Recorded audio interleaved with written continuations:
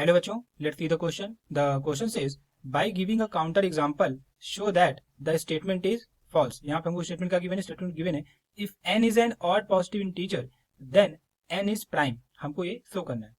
अब हम सबसे पहले समझ लेते हैं कि इस क्वेश्चन में हमारा की कंसेप्ट क्या यूज होने वाला है. बेसिकली हमें इस क्वेश्चन को सॉल्व करने की नॉलेज होनी चाहिए ऑड नंबर्स की और प्राइम नंबर्स की. ऑड नंबर्स क्या होते हैं हमारे? Number which is not divisible by two. Number which is not divisible by 2, जो कि 2 से डिवाइड ना हो उन्हें ऑड नंबर्स कहते हैं. और प्राइम नंबर हमारा क्या होता है? Prime numbers are the numbers जिनके फैक्टर सिर्फ 1 और वो नंबर खुद होते हैं. तो यहाँ लिखेंगे नंबर हैविंग फैक्टर्स. यहाँ बोलेंगे हैविंग फैक्टर्स 1 एंड इटसेल्फ, यानी उसके केवल 2 फैक्टर हो उन्हीं को हम प्राइम नंबर कहते हैं.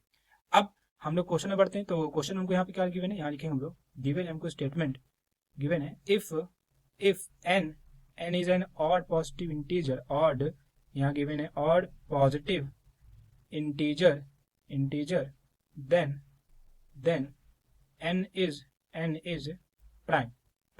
अब हमें क्या करना है, बेसिकली इसे प्रूफ करना है. तो उसके लिए हम एग्जांपल लेते हैं. यहाँ लिखेंगे हम लोग लेट n हमारा हो गया 9. अब हमें पता है कि 9 जो होता है ये एक ऑड नंबर है.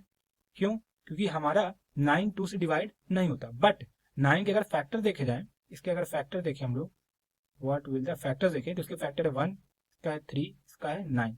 मतलब ये हमारा प्राइम नंबर नहीं है. इसका कंक्लूजन क्या है? Not prime. क्योंकि प्राइम नंबर के लिए उसके फैक्टर सिर्फ 1 और वो नंबर खुद होना चाहिए. बट यहाँ पे उसके 2 फैक्टर से ज्यादा फैक्टर आ गए, इसका मतलब प्राइम नंबर नहीं है. तो यहाँ से हम लोग कह सकते हैं therefore we can say therefore the given statement is false.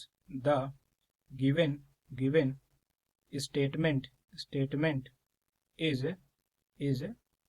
false.